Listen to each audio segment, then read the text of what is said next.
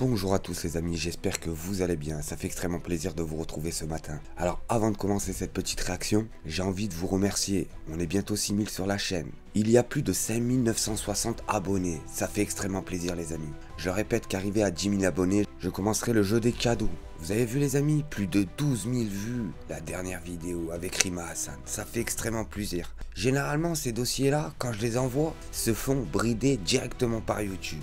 Mais là, il n'y a rien à dire les amis. Alors j'ai vu les amis, il y en a qui me critiquaient en expliquant que je défendais bien la France, mais que je ne savais pas m'exprimer. Les amis, regardez à quelle heure je fais mes vidéos. Je suis pas un fainéant comme la plupart des youtubeurs. Bref les amis, avant de commencer cette réaction, je vais lire vos messages sur ma dernière vidéo. Alors on a Framboise les amis, l'une des plus anciennes et plus fidèles des abonnés. Elle nous explique que soutient mon ami, force à Rima Hassan, 3 petits points, merci pour toutes tes vidéos. Merci à toi Framboise et merci à toi de soutenir la chaîne, ça fait extrêmement plaisir. Je sais que en plus de soutenir ma chaîne, tu soutiens la chaîne de mon petit frère, le Média Masqué. Alors encore merci à toi Framboise, on va pas t'oublier de sitôt. Alors on a Patrick qui nous écrit soutien à Rima Hassan, soutien à LFI, soutien au peuple palestinien, Free Palestine. Soutien à Patrick, ça fait extrêmement plaisir. Terab Cult qui dit un kéfier sur une carte de la Palestine historique, c'est les chocs, mais il n'y a plus d'immeubles debout à Gaza, plus d'écoles, plus d'hôpitaux, ça ne dérange pas. Alors on a Jam5 qui nous écrit soutien total à Rima Hassan. On a Jamin qui nous écrit le pire c'est que ça se passe à Gaza. On a Gargamel qui nous écrit un soutien inconditionnel à Rima, le visage de la liberté et de l'insoumission. Alors on a Logicman64 qui nous écrit continuez à faire vos vidéos, bonne continuation. Un jour tous les gens devront rendre des comptes pour leur complicité. Effectivement, sur toute l'histoire confondue de l'humanité, à chaque fois ça se passait comme ça, ne vous inquiétez pas. Même les Romains ont rendu des comptes, c'est pour vous dire. On a Ada, l'un des plus anciens et plus fidèles aussi, abonné, qui nous écrit bonjour, merci beaucoup pour toutes tes vidéos. Merci à toi Ada, ça fait extrêmement plaisir. Nisderman, pareil aussi, l'un des plus gros abonnés de la chaîne, qui nous écrit soutien total à Hassan, vive LFI. Alors on a Nicolas Cadeau qui nous écrit Rima Hassan est députée européenne. Effectivement, on a Nathalie Burly qui nous écrit soutien à Rima Hassan. Allez, on a un lien dernier, on a Dominique Perrault qui nous écrit bon, merci à toi Dominique, ça fait extrêmement plaisir. Allez, on s'en fait une petite dernière, un ancien et un fidèle abonné aussi, j'ai nommé Redouane Madawi qui nous explique que mes deux frangines en tête de liste, Framboise et Nat. 3 petits points avec des cœurs et des... Merci à toi, ça fait extrêmement plaisir. Allez, sur ce les amis, la petite réaction va commencer. C'est parti les amis. Alors sur cette première vidéo, vous allez voir Léa Salamé comparer Trump à Jordan Bardella. Oui, le youtubeur en slip dans sa chambre. Léa Salamé va expliquer à Jordan Bardella, est-ce que vous vous sentez prêt à diriger le pays sans avoir jamais travaillé de votre vie? Les amis, on regarde la vidéo et on rigole tous ensemble. Entreprise, il a gagné, il a perdu, il a bâti un empire. Des entreprises, il a gagné, il a perdu, il a bâti un empire, il a le cuir tanné, par ailleurs il s'est marié, il a eu des enfants, il a une vie et il dirige aujourd'hui la première puissance du monde. Et on le lit dans le livre, vous n'avez jamais exercé un métier, un vrai métier comme on dit, vous êtes entré très tôt en politique sans vous faire offense. C'est la question qui est lancinante chez moi. Vouloir être Premier ministre, vouloir diriger peut-être la 6e puissance mondiale à même pas 29 ans, est-ce que vraiment vous vous sentez prêt à diriger un pays à 29 ans à peine?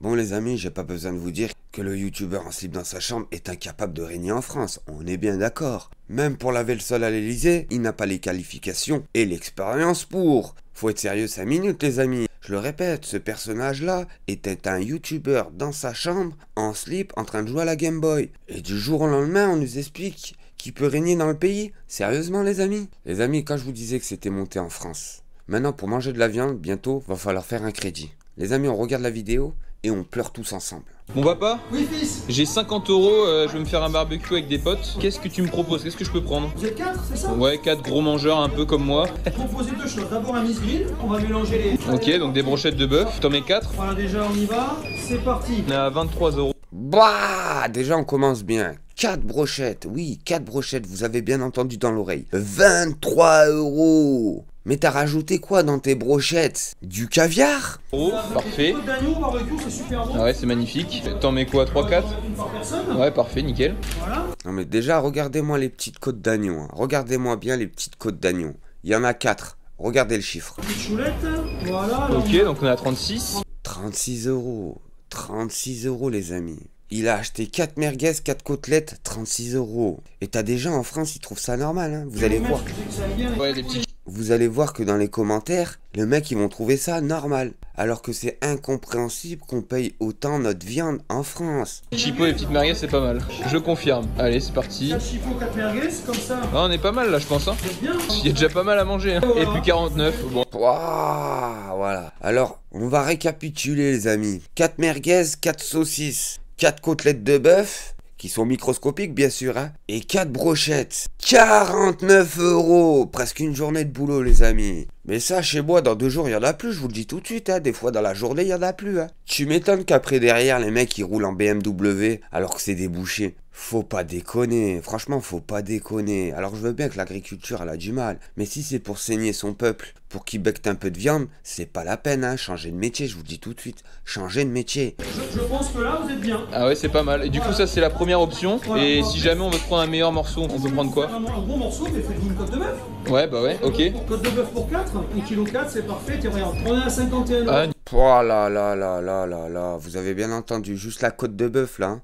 La côte de bœuf à 51,73 €. Mais après ça, on n'a plus qu'à becter des graines, hein, je vous le dis tout de suite. Bon les amis, on va rigoler un petit peu. Là, il y a un petit prank d'un Marseillais qui va au coiffeur. Je vais pas vous spoiler, regardez ça, on va bien rigoler. Petite mise à jour, sympathiquement, tu as compris. J'aime pas la collier. Après, moi je suis pas trop. Tu me fais un peu dégradé et le haut, tu me laisses normal comme ça. Allez, alors on fait quoi ce soir? Parce qu'on a gagné, mon frère, on joue contre Auxerre. Auxerre, ça fait longtemps qu'ils ont fait 3 matchs d'affilée. Ils ont quoi? 3 victoires d'affilée? Victoire d'affilée? Non, qu'est-ce que tu fais? Qu'est-ce que tu fais? Mais tu es une fanat, Ah, mais tu es fou! Vas-y, lève-moi ça de suite. Je sais pas ce qu'il y a. Non, mon frère, non, les gars! Tu as trop vu TikTok, toi! Non! Ah, je vous le dis les amis, la première fois que j'ai vu cette vidéo, elle m'a tué, elle m'a tué. Et le truc, c'est qu'un Marseillais ne porte pas un maillot parisien. Les supporters de Marseille jurent pour Marseille, vivent pour Marseille. Fini de rigoler les amis, sur cette vidéo, je vais vous faire montrer pourquoi la France ne parle plus de la catastrophe qui s'est passée à Valence en Espagne. Regardez ça, vous êtes pas prêts. Lo que están viendo en sus pantallas, sacando con sus propias manos, sin trajes, sin guantes. Vamos, vamos, vamos, vamos, vamos. Et là on voit quoi les amis? On voit des Africains aider les Espagnols. Mais que c'est beau les amis. Et là on voit pas la droite ou Emmanuel Macron en parler. C'est bizarre ça les amis. Posez-vous la question pourquoi. Están corriendo, suben corriendo, van cantando. Bueno, me estás diciendo, tú eres vecino, que antes los escombros llegaban a lo que estamos viendo ahí en pantalla, que era prácticamente estos chicos que vinieron ayer por la tarde y entonces están quitando todo y lo están quitando. Et là on voit quoi les amis? On voit des Africains nettoyer les rues en Espagne, là où il y a eu la catastrophe, avec le sourire, avec la joie de vivre. Et c'est pour ça que les médias français n'en parlent pas. Parce que eux, ils ont juste un seul objectif en France, ne vous détrompez pas, c'est de virer tous les étrangers de France.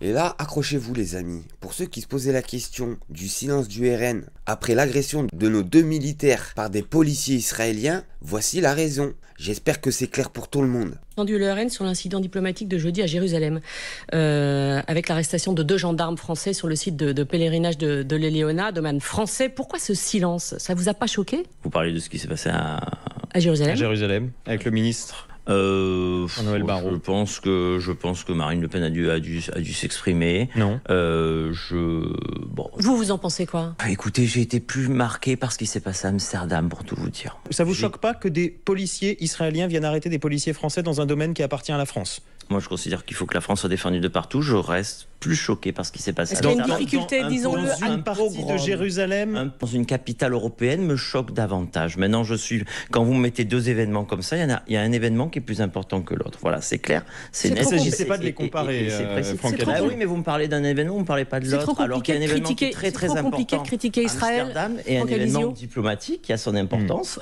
mais qui, selon moi, beaucoup moins important. C'est trop compliqué de critiquer Israël sur ce fait-là? Non, mais il n'y a pas de souci. Il n'y a pas de souci à critiquer Israël. Il n'y a pas de souci à critiquer M. Netanyahou. Il n'y a pas de souci à critiquer sa politique. Mais il y a quelque chose de très grave qui s'est passé à Amsterdam. C'est quand même fou ces opportunistes.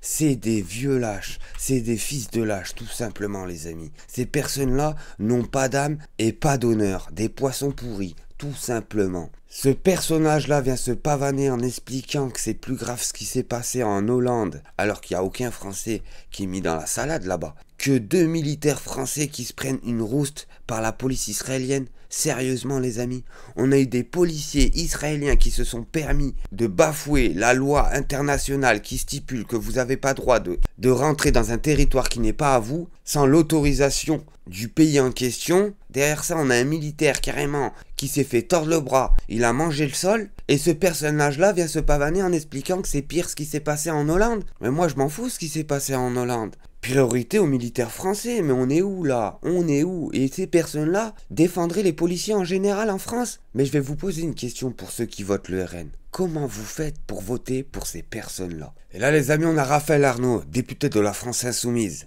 qui nous explique que petit rétablissement des faits à Amsterdam, après une insupportable et dangereuse désinformation médiatique et politique des heures durant, stop aux violences de l'extrême droite, où qu'elles viennent. Les amis, on regarde la vidéo et on fait une petite réaction. Dans les rues ce soir-là, c'était hooligans d'extrême droite et c'est bien de les appeler comme ça. Vous êtes en train de dire que les supporters israéliens qui étaient à Amsterdam pour assister à ce match de foot et qui ont été sévèrement agressés l'ont un peu cherché. En fait, c'est même pas qu'ils l'ont cherché, c'est qu'ils viennent pour ça. Je viens de publier sur Twitter, vous ne l'avez pas mis, mais des vidéos où, en mars dernier, donc le 7 mars 2024, on a ces mêmes fameux supporters du Maccabi Tel Aviv. En plus, là, j'ai illustré avec des photos du Beitar Jérusalem, c'est d'autres hooligans israéliens. Et une vidéo des supporters du Maccabi Tel Aviv à Athènes qui lynchent des jeunes, mais c'est même pas des supporters adverses, ils lynchent des jeunes parce qu'ils sont non blancs. Sur des motifs racistes. De jeudi soir. Mais, oui, mais c'est les mêmes hooligans pour suivre très bien le football. Pour suivre très bien ce qui se passe dans les tribunes. N'importe quel journaliste sportif, je le mets au défi de nous dire que ce n'est pas des hooligans d'extrême droite qui sont très connus. Ils ont fait la provocation et ils ont ce qu'ils méritaient. À la fin du match, on a des images claires, des centaines de supporters du Maccabi Tel Aviv qui sont des hooligans d'extrême droite, qui se baladent dans les rues d'Amsterdam pour chercher la confrontation avec des chants racistes, avec des chants de provocation, et ils viennent pour ça. Et ils le revendiquent, pour suivre encore une fois ça très attentivement, ils le revendiquent sur des chaînes hooligans. Des réseaux sociaux hooligans, ils revendiquent très régulièrement des affrontements avec des armes, où ils sont casqués, où ils sont armés, et ils se déplacent pour ça. Donc les supporters, là où il y a eu des violences, qui sont inacceptables, hein. Je ne suis pas pour qu'il y ait des personnes qui se fassent lyncher, peu importe, qu'ils soient supporters du Maccabi Tel Aviv, mais cette espèce de truc, on essaie de nous faire croire que c'est de simples citoyens qui se seraient déplacés pour un... C'est faux. Bon. Les personnes qui étaient dans les rues ce soir-là, c'était hooligans d'extrême droite. Mais ce qui est fou les amis, c'est qu'on a les images. Et on a encore CNews, BFM TV et toutes ces chaînes de propagande qui nous expliquent le contraire. C'est presque qu'ils nous racontent que les hooligans israéliens sont venus faire un pique-nique là-bas, hein, je vous le dis. Hein. On voit les images, ils sont au moins 10 000 avec des slogans de fou les amis, des slogans de fou. De base la police elle laisse pas, hein. Là elle a laissé. Des chants, je vous en parle même pas. Abominable. Et quand je vous dis abominable, c'est abominable, je peux pas le dire sur YouTube, je me ferai striker la vidéo. Ils se sont permis de brûler des drapeaux du Pays-Bas. Et après ça, les Hollandais devraient se laisser prendre la fessée. Sérieusement les amis? Bref les amis, merci de m'avoir suivi. N'oubliez pas, un petit like, un petit commentaire, ça fait toujours plaisir. Merci à tous.